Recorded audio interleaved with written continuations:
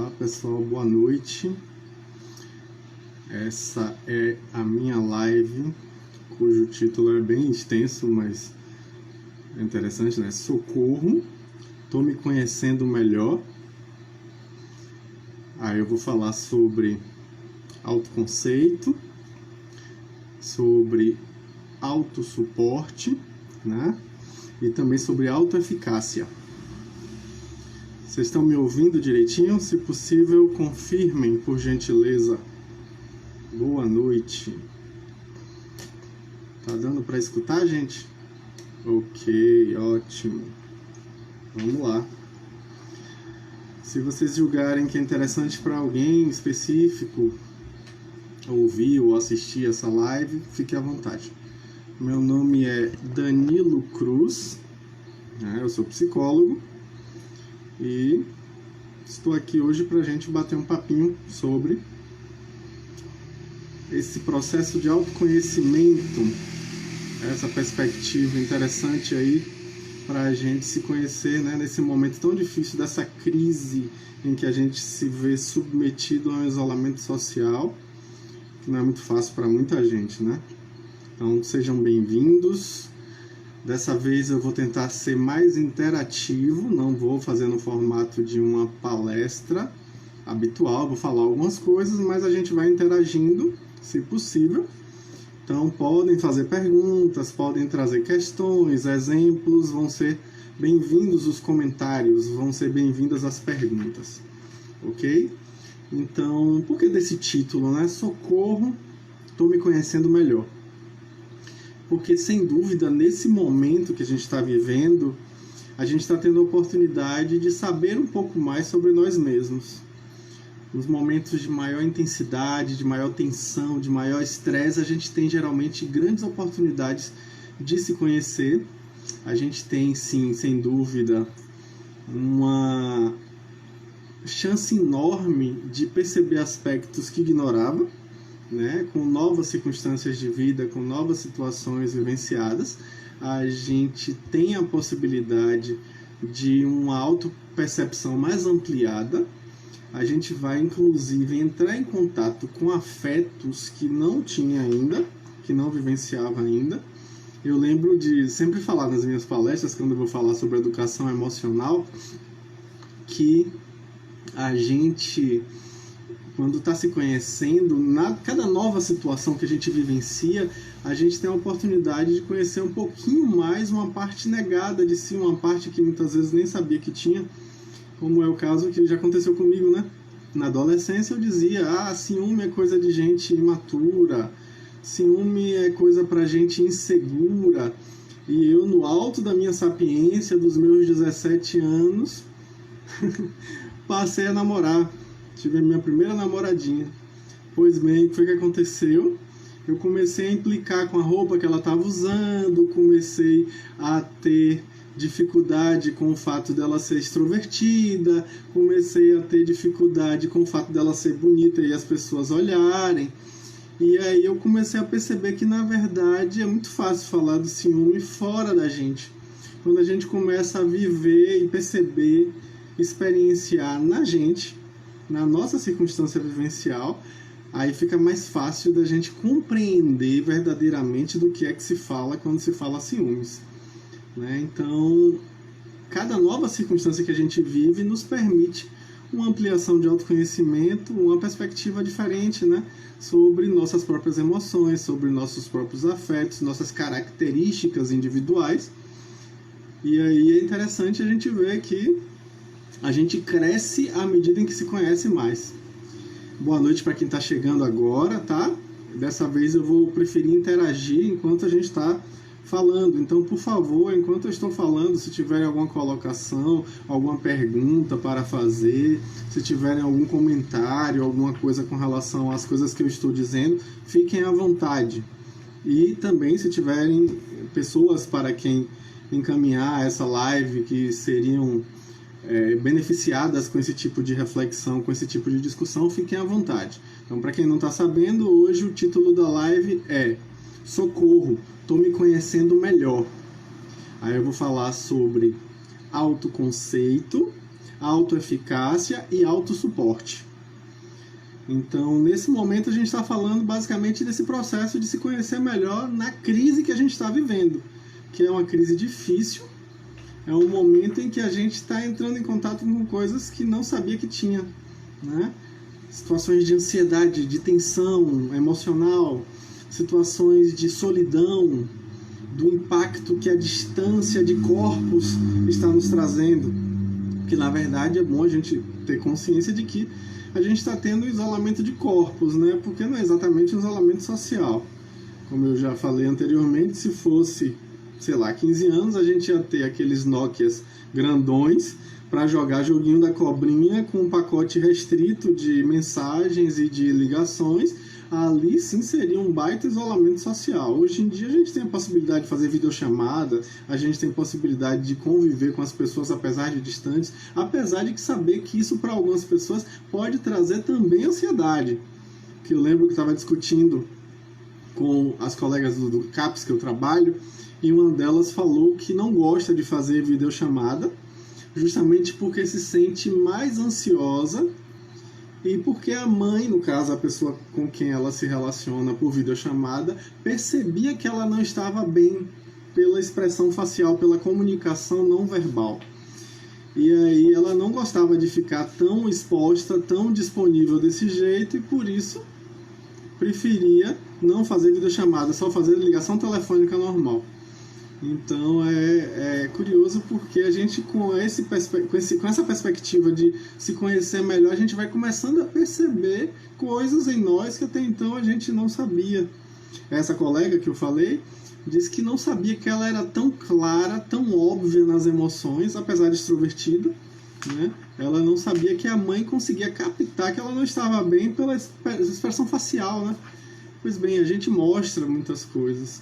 E aí, nesse momento, a gente passa a perceber que está tendo essas reflexões aí com relação a nós mesmos, a nossas características. Claudiane está falando, né? Ser humano e suas peculiaridades.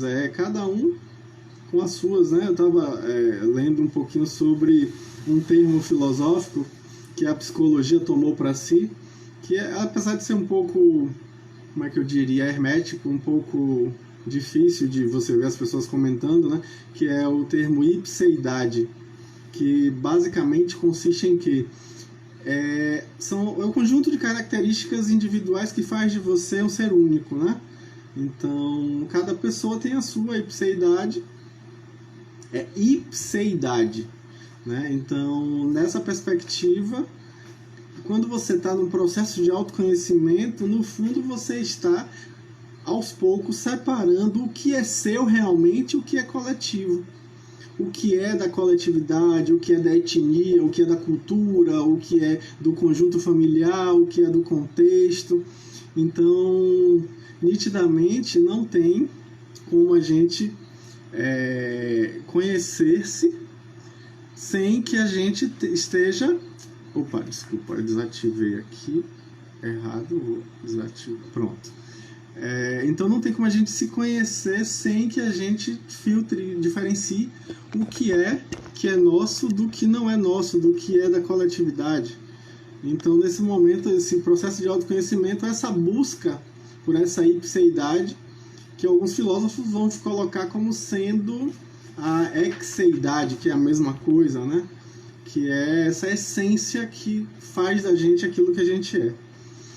É interessante quando a gente pensa em autoconceito, que a gente está no processo de autoconceito, né, de busca por esse autoconceito. O autoconhecimento é essa busca por um autoconceito, né? É você ter uma autopercepção e diante dessa autopercepção você construir um conceito sobre você.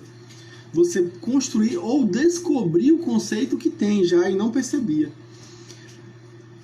Aí tem um autor que eu gosto bastante, que é Carl Rogers. Carl Rogers, ele fala que autoconceito é a mesma coisa que self. É o que ele chama de self, que traduzindo para o português seria si mesmo. O que é o self aí nesse caso? Na visão rogeriana. É a mescla entre a autoimagem e a autoestima. Juntou as duas coisas, a gente tem o autoconceito. Como assim autoimagem, autoestima? Autoimagem para Carl Rogers, não para Carl Rogers, antes dele mesmo, para William James, lá no início da psicologia como ciência, a gente vai ver que o William James já falava exatamente isso, que a autoimagem é a descrição que você faz sobre você. É uma descrição desprovida de valoração. Não existe aí nessa descrição uma tentativa de dizer se gosta ou não gosta, se é afeito ou se não é afeito, se tem ojeriza, se tem nojo, se tem repulsa ou se tem prazer. Não tem esse tipo de questão. Na autoimagem você tenta fazer uma avaliação imparcial de si. E muitas vezes essa descrição foca apenas na questão física. Mas quando a gente pensa em autoimagem, não é só a questão física. Tá? Na autoimagem também está a descrição de si, tanto dos aspectos coletivos quanto dos aspectos idiosincráticos, que são os aspectos individuais, são únicos, meus, só meus. Pois bem, esses aspectos também a gente pode descrevê-los imparcialmente. E nessa tentativa de descrição imparcial, a gente entra em contato com esse conceito que é a autoimagem. E juntando com a autoimagem, a gente vai ter a autoestima. Na autoestima, aí sim, existem os aspectos valorativos. Né? A gente avalia coisas que gosta, coisas que não gosta. Tem aspectos nossos que a gente não gosta. E tem aspectos nossos que a gente aprecia. Então, a autoestima não tem a ver apenas com autoapreciação. Quando a gente fala em autoestima, existe um autor que eu gosto bastante, que é Abraham Maslow. Falei dele recentemente nas minhas últimas lives, justamente descrevendo que ele coloca como quarto degrau da sua pirâmide de necessidades.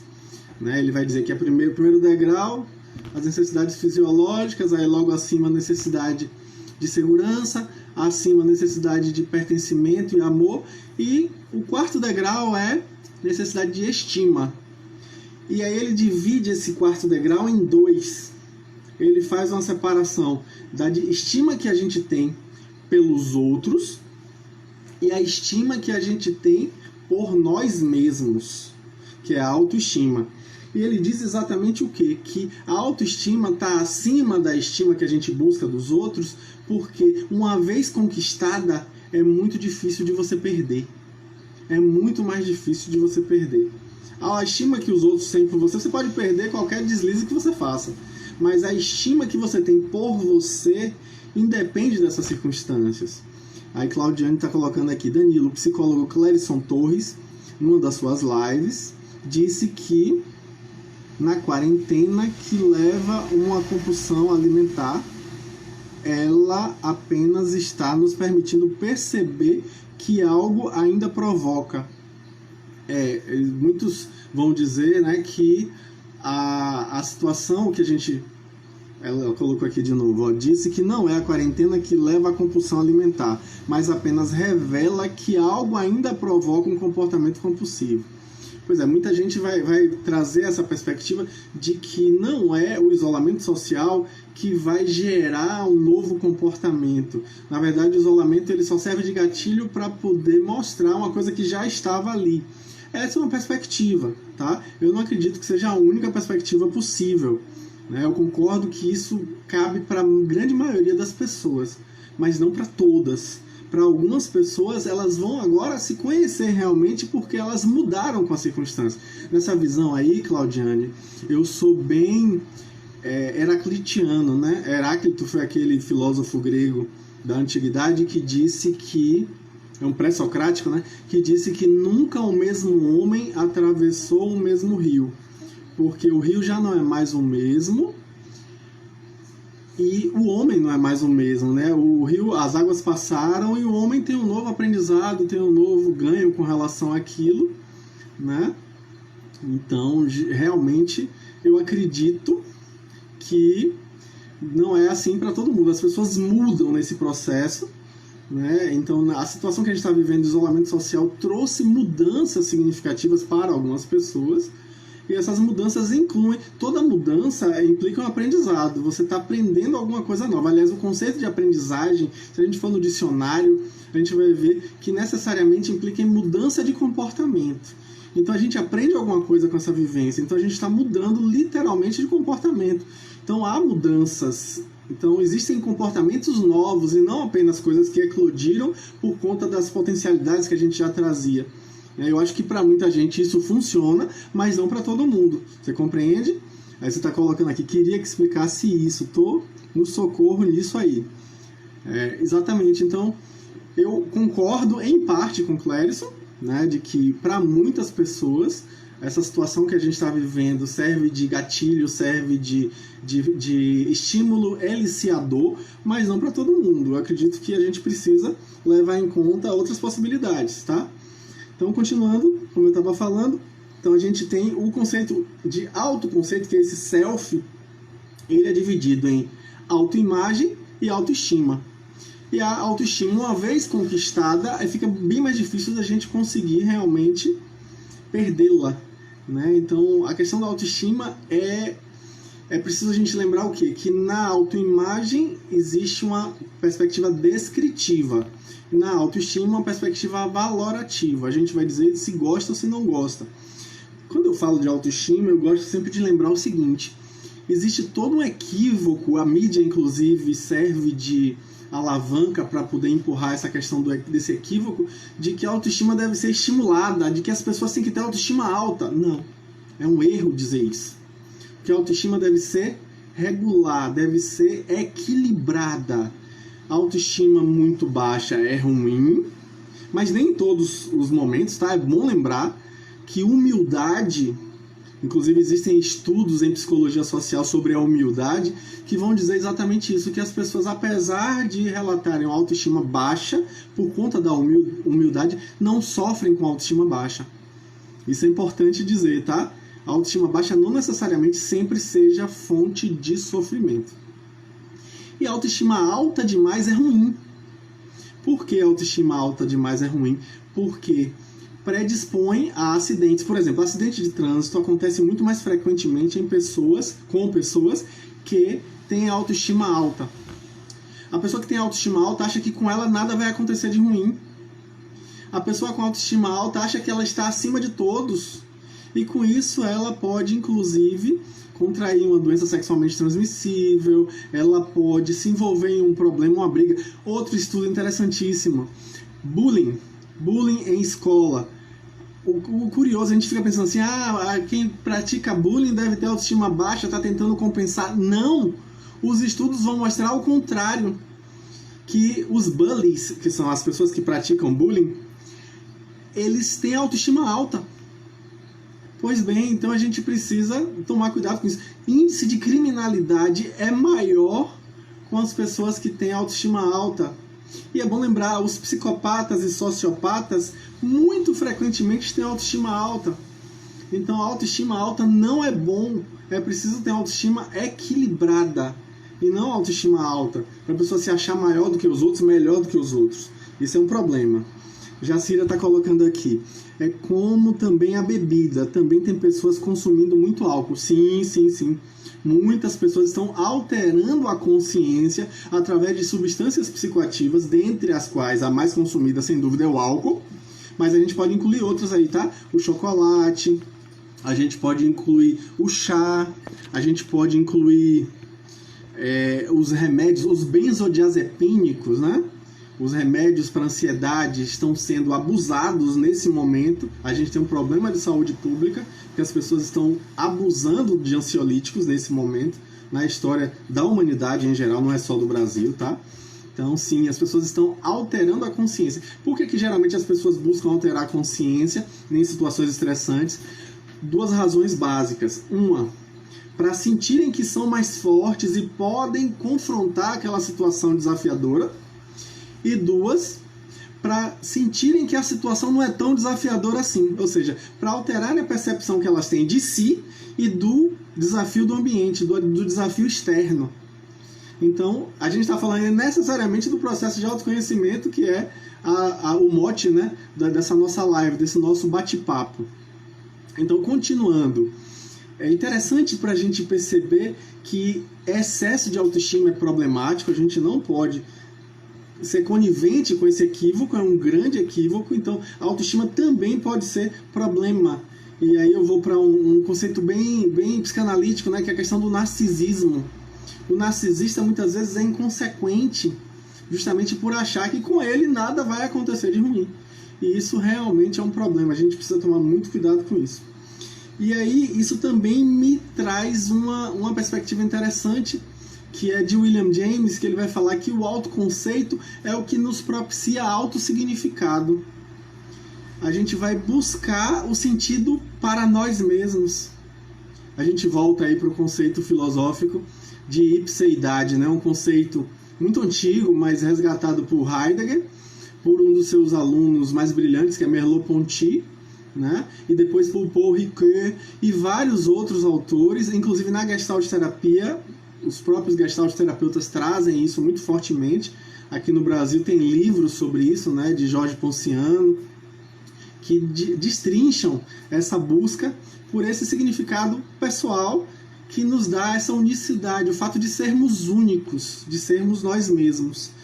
Pois bem, isso é todo um processo de construção e de percepção, que o processo de autoconhecimento é contínuo, a gente está se construindo.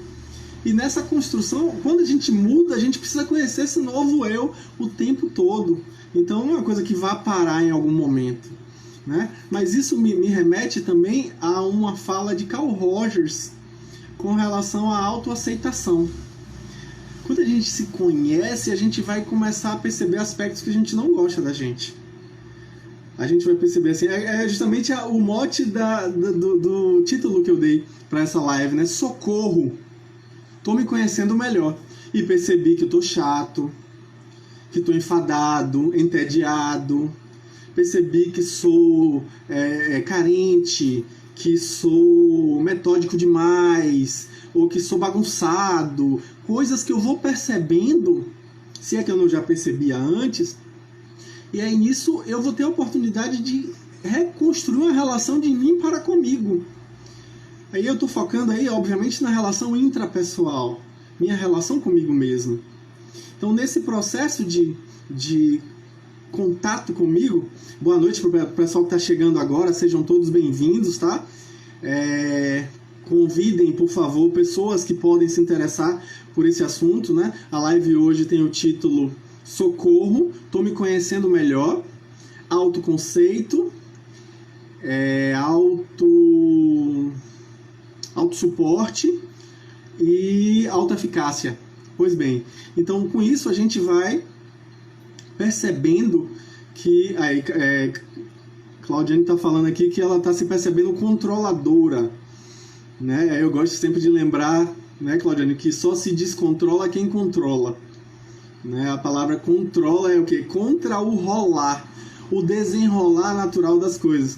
Já que estou falando de Gestalt terapia, tem um autor que é Barry Stevens, que eu gosto bastante, que tem um livro maravilhoso chamado Não Apresse o Rio, Ele Corre Sozinho. É realmente um desafio a gente levar em consideração o fato de que a gente precisa respeitar o ritmo natural dos acontecimentos da vida, e a gente quer o tempo inteiro dizer como é que vai ou não se comportar, como deve ou não ser, né? Aí, já que você falou, Claudiane, de Clérison Torres, ele falou uma certa feita, que eu gostei bastante da fala dele, de que muito melhor do que o autocontrole é o autodomínio. Quando não precisa de uma força externa para tentar controlar e abafar as suas questões pessoais. Pelo contrário, há uma naturalidade, uma espontaneidade na vivência daquelas circunstâncias, né?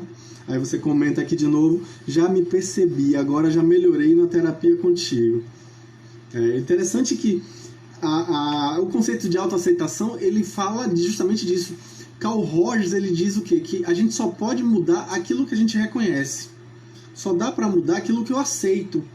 Se eu não aceito, eu vou ficar lutando contra o tempo inteiro. E aquela energia que eu estou usando para lutar contra, eu poderia estar usando para experimentar novas formas de ser, novos repertórios, novos jeitos de agir, novos modos de existir, né? Então, com essa perspectiva de busca de autoaceitação, obviamente que eu tenho um desafio enorme, que é me incluir me integrar e parar de lutar contra mim mesmo, porque quando eu luto contra mim mesmo, invariavelmente eu perco.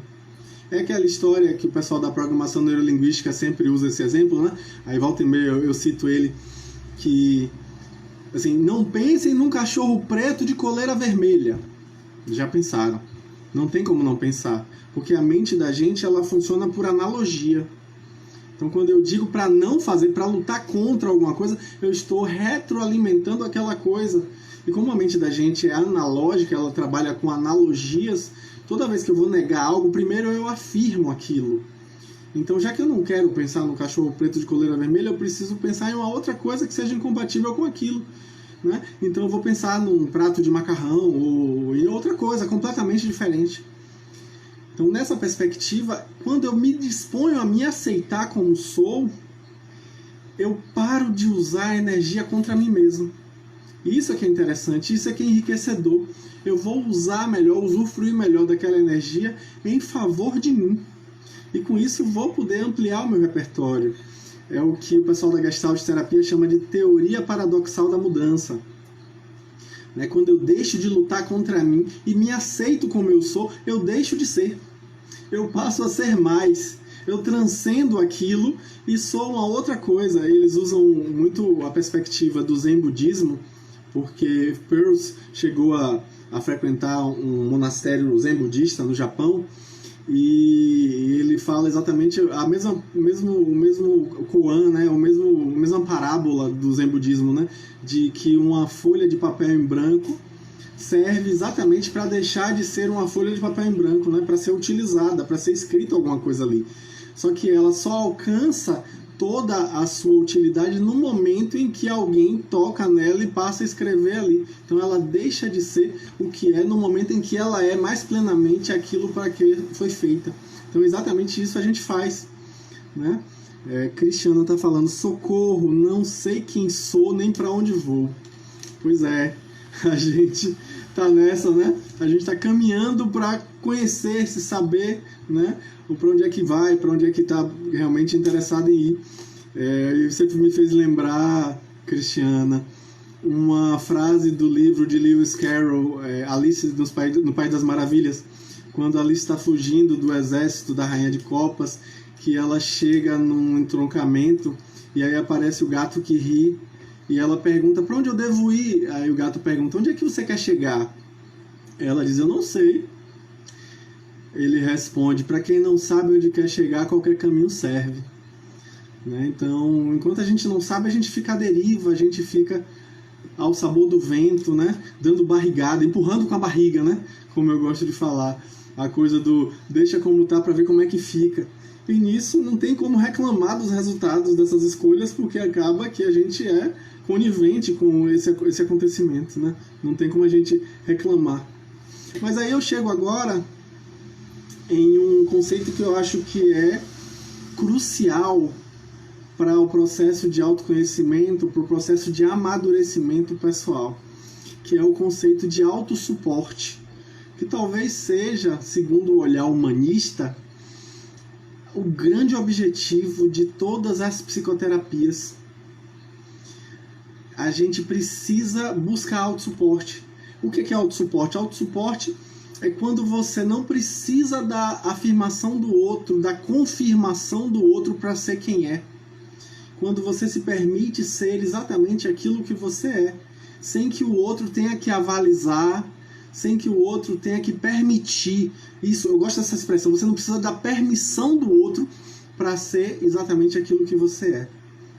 Então o autossuporte versa justamente sobre isso, sobre a questão de que você não precisa do suporte externo, do suporte ambiental. Você se dá seu suporte. Sabe aquela história de quanto menos a gente se conhece, mais a gente se importa com o que o outro pensa a nosso respeito? Pois bem, é exatamente isso. Quanto menos a gente se conhece, mais a gente se preocupa com os pensamentos do outro a nosso respeito. Então é preciso relativizar a opinião do outro para perceber que ela é uma opinião. Tem valor como opinião e não como verdade. É preciso que a gente se pergunte, e a nossa opinião? O que é que a gente pensa? O que é que a gente sente a respeito disso? Porque tem que passar também pelo aspecto afetivo, né? A palavra afeto vem daquilo que nos afeta. Então, só faz sentido se for sentido. Eu preciso sentir. Então, sentindo, eu vou perceber qual é o sentido disso tudo. Em vez de ficar buscando o outro como uma bengala, como um suporte, ficar buscando o outro como um anteparo para poder ser quem é. Não. Na medida em que a gente vive a chamada inautenticidade, e Martin Heidegger fala muito bem sobre isso, né? Na inautenticidade, a gente dá ao outro a possibilidade de responder pelas nossas demandas. Ou seja, eu tiro minha liberdade, dou para o outro. E obviamente que quando eu faço isso, eu estou usando a minha liberdade, né? Quando eu escolho não escolher, eu acabei de fazer uma escolha. E eu não vou poder reclamar da escolha que fiz, porque eu sou responsável por isso. Eu arco com a responsabilidade das escolhas que eu faço. Então, Claudiane está falando aqui que nesse campo a autoconfiança tem espaço para o autossuporte? Sim, com certeza. Aí o conceito de autoconfiança, ele de certo modo se aproxima bastante do conceito de autoeficácia, né? Muitas vezes a gente vai pegar nos artigos, nos textos em língua inglesa, muitas vezes eles são colocados como sinônimo. O que é autoeficácia, gente? Autoeficácia é a crença que você tem de que é capaz de resolver um desafio específico que está sendo colocado para você. Isso quer dizer basicamente o quê? Que você não necessariamente tem aquela qualidade para resolver aquele desafio, mas você acredita ter ou acredita poder aprender. O fato de você acreditar faz com que você tenha uma outra atitude diante do desafio e possa desenrolá-lo e possa resolvê-lo de uma forma muito mais proativa.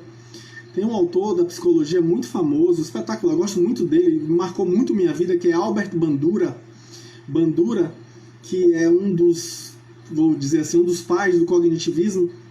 Ele vai falar exatamente isso, de que um dos grandes objetivos da terapia psicológica deve ser fortalecer no cliente a autoeficácia, fazer a pessoa acreditar em si, para que ela perceba que ela é capaz, mesmo que ela não seja ainda capaz, mesmo que ela ainda não consiga ter o conjunto de qualidades necessário para resolver aquilo, mas ela acreditar que é capaz, que é possível, acreditar no seu potencial, faz toda a diferença no resultado da terapia. E ele vai, testa isso clinicamente e percebe como é verdadeiro. Quando você ajuda o paciente, no caso eu, psicólogo, ajuda o paciente a confiar em si, a perceber que ele pode fazer a diferença, isso faz toda a diferença no final. Aí Natália está colocando aqui, para ter um melhor autossuporte é necessário compreender nossa totalidade.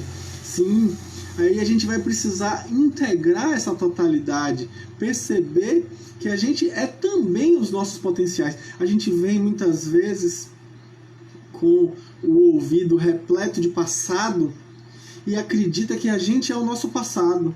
Só que não, a gente também é o que está para acontecer, o que pode vir adiante. Tem um autor que eu gosto bastante, que é Roberto Assagioli, um italiano, o pai da psicossíntese, que ele vai incluir na psicologia um conceito novo, que é o conceito de supraconsciente ou superconsciente, a depender da tradução. Então, o que é o superconsciente? É onde estão nossas potencialidades, os nossos germens, o que ainda está para vir, o que ainda está para acontecer. As nossas possibilidades mais adiante, né? É o nosso futuro. A gente, cortando em miúdos, é basicamente isso. Está em nós o nosso futuro. E quando a gente se permite perceber aquilo... Eu me lembro de um filme da Disney que eu assisti, eu não vou me lembrar agora o nome do filme, que termina... A história de um jovem que descobre uma máquina, ele cria uma máquina que ele vira adulto, ele vira professor para poder se relacionar com a professora que ele era apaixonado. Aí no final, o grande amigo dele, que era um gênio da ciência, que foi quem ajudou ele a fazer o tal do equipamento, ele se transforma em professor da própria escola, né? E encerra o filme mostrando um punhado de sementes para a sua turma, para a sua classe, e pergunta: o que é que vocês estão vendo? Aí os alunos olham aquilo e dizem: um punhado de sementes. Aí ele olha, ri e diz: eu estou vendo uma floresta, eu estou vendo possibilidades. É conseguir enxergar para além do óbvio o que está ali em germe, o que está ali em potencialidade.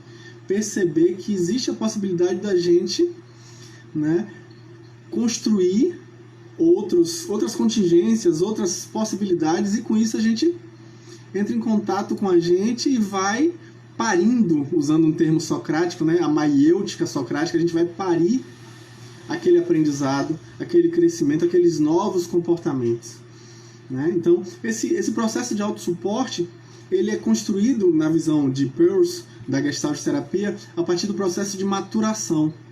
E quando a gente vai ler sobre isso, eu gosto de fazer comparação entre as teorias e vejo que tem muito a ver com o que Carl Gustav Jung, que é um dos autores da minha predileção, né, o pai da psicologia analítica, que vai dizer que nós vivemos o processo de individuação. O que é individuação? É você se tornar indivíduo. Para a maioria dos psicólogos da época que Jung escreveu isso, nós nascemos individuais e vamos nos coletivizando, nos tornando coletivos. Para Jung não, ele rompeu com esse pensamento e ele dizia o quê? Que nós nascemos coletivos e vamos nos tornando indivíduos gradativamente. Como assim? Porque quando a gente nasce, a gente não escolhe por nós. É o outro que escolhe por nós, né? A mãe da gente escolhe a roupa, a cor do quarto, se a gente prefere chocolate ou morango, se a gente vai comer macarrão ou feijão, ou seja, o outro vai escolher por nós o tempo todo. E aí, à medida em que a gente vai amadurecendo, a gente vai se tornando a gente mesmo e vai se tornando individual, vai se tornando pessoa. E esse processo de autorrealização, né, que é você se tornar o mais completo você que só você pode ser, é o processo que Jung deu o nome de individuação, né, que é a maturação de Peirce, que é o processo de busca por autossuporte. Você vai sair do heterossuporte, o suporte ambiental, o suporte do outro, porque o próprio Peirce, ele usa o exemplo da mãe, né, que o bebê, quando está ainda, o feto, quando está no útero da mãe, ele precisa completamente daquele ambiente mãe para se desenvolver. E aí quando ele nasce, ele ainda não é capaz de respirar por si, né? Aí vai aquela palmadinha para poder ele respirar, para poder ele gritar, chorar. Pois bem, ele precisa sempre do outro, só que isso vai gradativamente diminuindo à medida em que ele vai se desenvolvendo. Ele também precisa de si. É um processo aí de interação entre o heterossuporte e o autossuporte. E ele vai crescendo, e cada vez mais que ele vai crescendo, mais ele vai criando essa habilidade de se autossuportar, de se desenvolver. E nessa busca de autossuporte, ele vai se tornando cada vez mais independente. Mas veja que é um processo contínuo, que não acaba. O próprio Peirce fala que não acaba, não chega um determinado momento, cheguei no autossuporte, acabou. Não. Ele diz que é um processo contínuo, que sempre a gente vai construir, sempre vai ter essa dinâmica entre o heterossuporte e o autossuporte. A questão é tentar um amadurecimento, uma maturação, usando o termo de Peirce, que vai levar ao fato de que o autossuporte seja mais forte do que o heterossuporte. E aí, com isso, nessa construção de autossuporte, a gente vai continuamente buscando esse desenvolvimento para ser a gente mesmo, né? Para buscar realmente não ficar dependendo do outro. É interessante porque, como é um processo contínuo, é um processo que a gente vai buscar o que com isso? A gente vai reconhecer-se, que autossuporte, Jorge Ponciano fala isso, né? O autossuporte é você reconhecer-se e aceitar-se como é, né? É o processo de autossuficiência, de busca por autossuficiência. Percebam que é um processo de interdependência. A gente não chega a ficar independente completamente, mas também não deve se aprisionar na dependência. Então é um processo de interdependência contínua.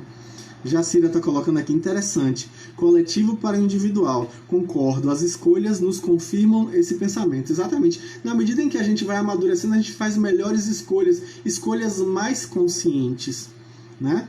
E é interessante porque o processo de psicoterapia, no final das contas, usando uma perspectiva justamente desses autores, vai nos trazer justo essa visão de que a gente está fazendo melhores escolhas mais conscientes, a gente está ampliando o nosso repertório, a gente está crescendo nessas escolhas diferenciadas.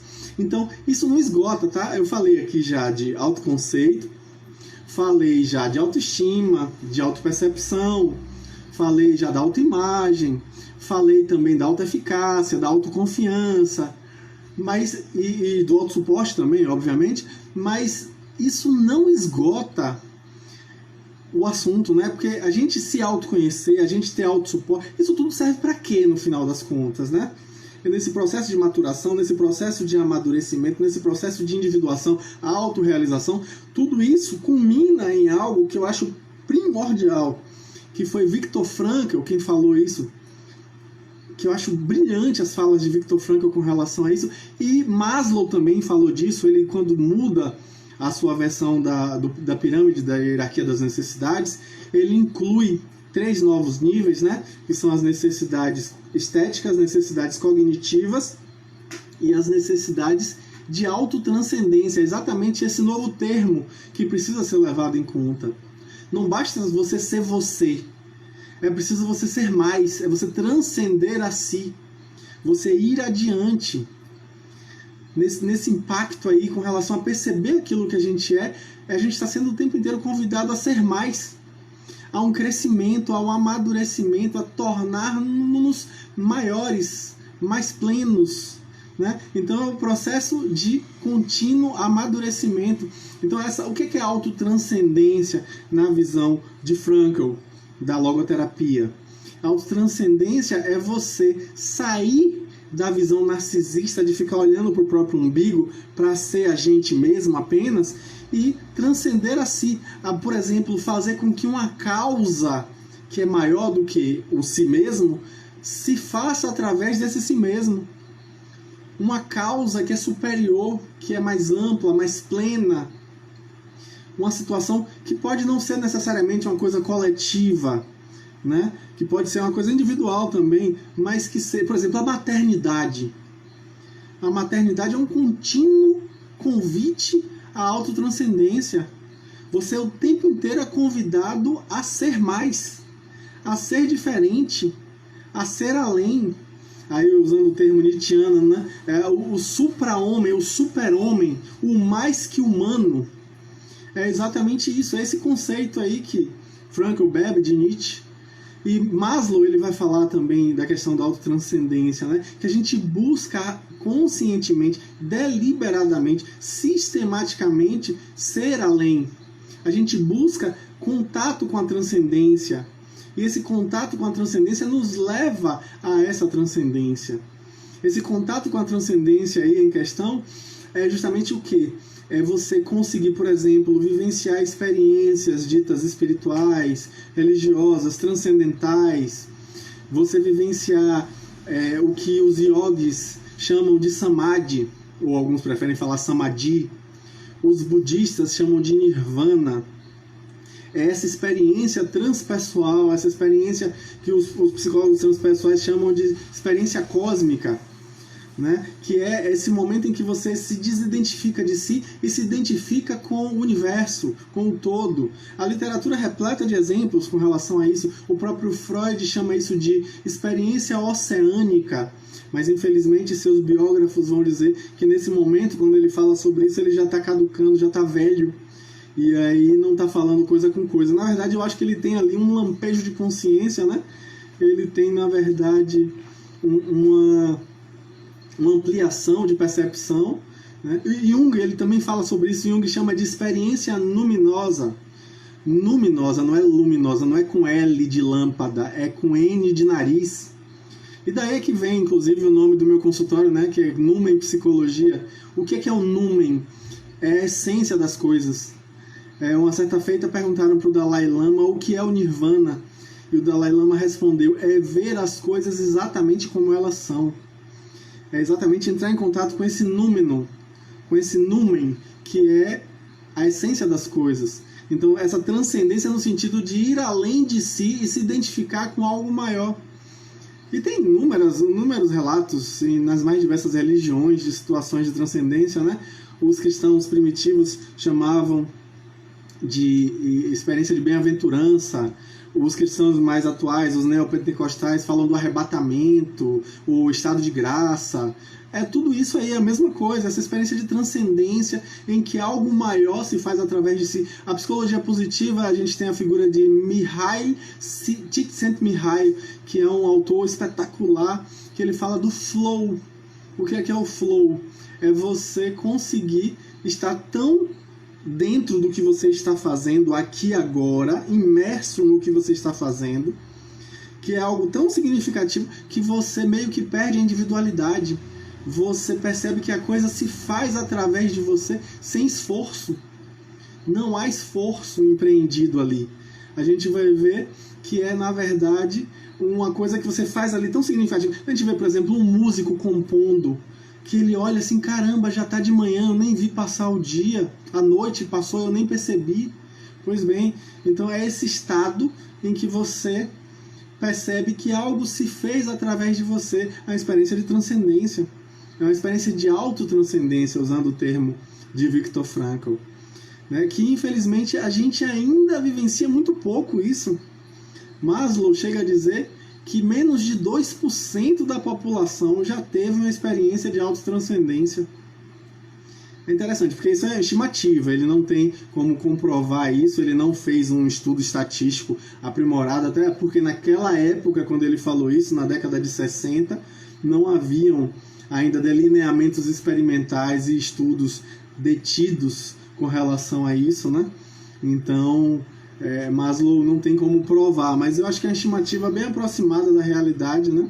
Em termos empíricos, eu vejo dessa maneira. É tão pouco vivenciado que as pessoas, inclusive, nem acreditam que é possível viver, né? Apesar de tantos relatos na filosofia, na religião, na própria ciência também fala isso, né? Alguns aspectos da psicologia que vão falar desse tipo de vivência. Bom, mas eu estou falando bastante e queria mais interação, né? Vamos interagir. Perguntas, né, sobre autoconhecimento, autoconceito, autoestima, autopercepção, sobre autotranscendência, autossuporte. Não só perguntas, comentários. Vamos interagir. E aí, o que é que vocês acham disso tudo? Conheciam? Já sabiam a respeito? Qual é a percepção de vocês sobre isso? Acha que tudo isso é balela? Que a gente não está tendo processo de mudança nenhum com essa situação que a gente está vivendo? O que vocês acham, né? Eu realmente acredito que a gente está fazendo uma grande mudança na perspectiva da nossa mentalidade. Mas, obviamente, que para algumas pessoas essa mudança é muito mais vívida do que para outras, né? E como eu falei anteontem na live do professor Marcelo, eu acredito que quanto mais a gente tem autoeficácia, né, quanto mais a gente acredita que é capaz de confrontar com esses desafios, mais a gente tem a capacidade de aprender algo com isso tudo, né? Mais a gente tem a capacidade de buscar um sentido para isso tudo que a gente está vivendo, seja no nível individual ou no nível coletivo. Aí Claudiane está colocando aqui que quando a pessoa tem dificuldade de dizer não, significa pouco autossuporte. Pode ser, cada caso é um caso, né? É importante a gente deixar isso claro, para a gente não querer fazer aqui uma generalização injusta. Mas tem casos em que a pessoa tem dificuldade de dizer não justamente porque não quer que o outro desenvolva, não quer que o outro nutra um afeto negativo com relação a nós mesmos. Porque a gente, quando ouve não, tem dificuldade de receber esse não, a gente não quer que o outro tenha também, e com isso que ela deixe de gostar da gente, que ela deixe de admirar a gente, que ela deixe de dar nossa confirmação, nosso suporte, Então, há alguns casos sim, a gente vai ter uma falta de autossuporte que vai gerar essa dificuldade em dizer não. A gente quer ser bem quisto, quer ser bem visto, e aí nisso acaba não sendo a gente mesmo para poder caber na expectativa do outro. Isso é um grande problema, né? É aquela frase que eu sempre repito, né? Que é bem interessante. A gente vive querendo comprar o que não precisa com o dinheiro que não tem para agradar quem não se importa. Isso é uma grande verdade, né? Repetindo, a gente vive querendo comprar o que não precisa com o dinheiro que não tem para agradar quem não se importa. Aí ela coloca aqui, Claudiane, ter uma realização pessoal desejada também pode ser uma experiência de autotranscendência? Pode, desde que isso faça com que a gente sinta que algo maior se fez através dessa realização. Uma causa maior, uma sensação aí de, como é que eu diria, uma espécie de êxtase, quando você sente que algo superior se fez ali naquela realização, que pode ser uma realização pessoal, uma realização comunitária, uma realização coletiva, mas que tenha um impacto que seja só para a gente ou para os outros, da nossa convivência. Isso tudo pode ser uma experiência de autotranscendência, né? Então, muitas vezes, a gente tem pequenas experiências cotidianas de autotranscendência, né? São coisas pequenas. Eu acho que tá aí uma coisa legal pra gente tratar, né? A questão de que a gente precisa comemorar as pequenas vitórias. A gente precisa ter o hábito de comemorar as pequenas vitórias, que elas são importantes, né? Elas são cruciais na nossa vida. A gente precisa, sem dúvida alguma, cultivar o hábito de ser feliz pelas pequenas coisas, né? Criar um hábito de sentir gratidão pelas pequenas realizações, porque elas fazem diferença, porque os arranha-céus são construídos de pequenos tijolos, né? Porque é como dizia minha avó Ana, falecida, que é de grão em grão que a galinha enche o papo. Então que a gente cultive esse hábito de fazer pequenas coisas, porque elas vão fazer diferença no final das contas, né? São pequenos gestos que a gente às vezes nem pensa que vão ter um impacto muito grande, mas são justamente esses pequenos gestos que nos fazem grandes heróis na nossa pequenez, né? Pequenas coisas fazem diferença, a gente pode fazer toda a diferença, sim. Ricardo está falando muito forte essa sua frase, pura verdade. E Claudiane está colocando, e isso, essas pequenas realizações nos voltam mais à nossa essência, exatamente, né? Essas pequenas realizações nos permitem perceber, né, como é que a gente interage, como é que a gente se sente feliz com a gente mesmo. Isso que é o autossuporte, né? Essa busca por autossuficiência, não precisar do outro nos confirmar.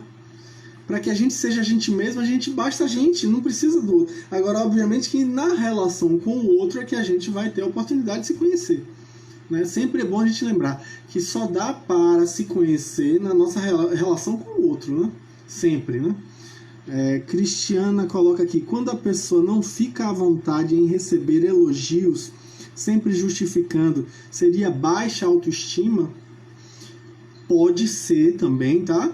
Baixa autoestima, mas às vezes a pessoa foi criada num contexto cultural em que é cultivado muito a questão da modéstia, né? A questão da humildade. Olha, não vai querer pavonear, ser mais do que o que você é. Então nisso a gente cresce em determinadas culturas. Na nossa não é tão forte como, por exemplo, na cultura oriental. Na cultura oriental, eu me lembro de uma palestra que eu assisti da Monja Coen, que ela coloca exatamente isso, que ela ficou abismada quando chegou no Japão, que a gente vê assim, você chega no Japão, há uma sala de aula, aí se o professor pergunta aqui, quem sabe nadar? Aí ninguém levanta a mão. Tem um monte de atletazinho ali que sabe muito, que manja muito, mas não, eu não sei o suficiente, é o raciocínio que eles têm. Eu sou aprendiz, eu estou aprendendo, então eu ainda não sei. Agora faça isso aqui no Brasil, ou na cultura ocidental, em um país da cultura ocidental. Quem é que sabe nadar? Mesmo quem não sabe, levanta a mão. Por quê? Porque existe um estímulo a essa extroversão. E aí é preciso que a gente leve em consideração esse fator cultural, né? Em algumas situações a gente vai ver que as pessoas são estimuladas a uma atitude de humildade. Isso não necessariamente é baixa autoestima, tá? E aí receber elogio para essas pessoas pode não ser uma coisa tão fácil, tão simples. Então, Marisa está colocando aqui, sistemicamente falando, nos conhecemos na relação com o outro. Exatamente, né? Aí a gente vai ver se a gente tem fidelidade aos sistemas, ou se a gente se coloca como os rebeldes, os diferentes, né? Os que vão trazer e escancarar a hipocrisia do sistema. Isso é bem comum, e é justamente nesse contato com o outro é que a gente vai desbastando as arestas e se tornando gemas preciosas, né? Aí Maroca tá colocando aqui: e quando sempre aceita receber não e tem dificuldade de dizer não. Isso também é comum, né? Algumas pessoas que estão tão habituadas a só receberem não e não conseguem dizer não, né? É importante a gente lembrar, gente, que dizer não é dizer sim de forma reversa, né? Quando eu digo não para uma coisa que o outro vem me pedir e que eu não posso fazer, eu não quero fazer, eu estou dizendo sim para mim, eu estou dizendo sim para outras possibilidades, né? Porque o bonzinho é diferente do bom. O bonzinho, ele diz sim para tudo, e com isso vai sofrer de problema na coluna, porque carrega o mundo nas costas. Então é preciso tomar muito cuidado com isso, de ficar dizendo sim para tudo, porque quando eu digo sim para tudo, eu estou dizendo não para mim mesmo. Então é importantíssimo eu perceber que dizer não faz parte, é preciso ter assertividade. Assertividade é isso, é a capacidade de dizer não sem com isso se magoar e sem magoar o outro. Porque quando a gente fica dizendo sim o tempo inteiro, a gente entra numa postura inassertiva, né? Que muitas vezes vai ser a atitude do submisso, que não é uma coisa legal. E também, eu não estou querendo dizer aqui pra gente sair com a metralhadora de não, dizendo não para todo mundo, não. Não é isso. Não estou falando pra gente criar uma atitude agressiva de dizer não para tudo o tempo todo. Não, é saber também ceder. Assertividade é isso, né?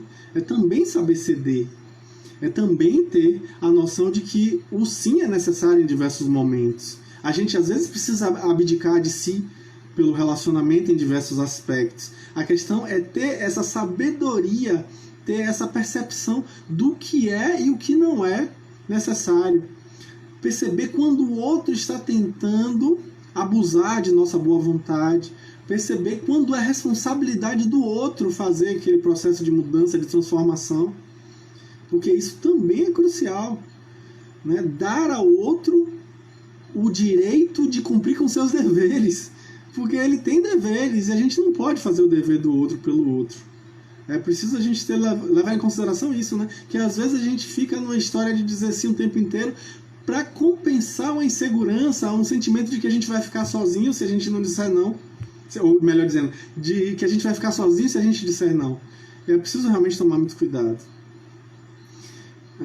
Rose está agradecendo aqui, né, com relação à live. Também está sendo uma experiência legal para mim, viu, Rose? Dizer não é essencial em nossa vida, sim. Dizer não é essencial. Né? Quando a gente não sabe dizer não, a gente não sabe dizer sim. É importante a gente lembrar isso, né? Só sabe dizer sim verdadeiramente aquele que aprendeu a dizer não. O não quando for preciso, exato. Aí Claudiane coloca aqui: até porque é se autoconhecendo que saberemos o que será bom ou ruim para nós. Exatamente. Na medida em que a gente se conhece, a gente vai aprimorando essa autopercepção e vai tendo a noção de que as nossas escolhas podem ser melhoradas. E nisso a gente vai melhorar essas escolhas.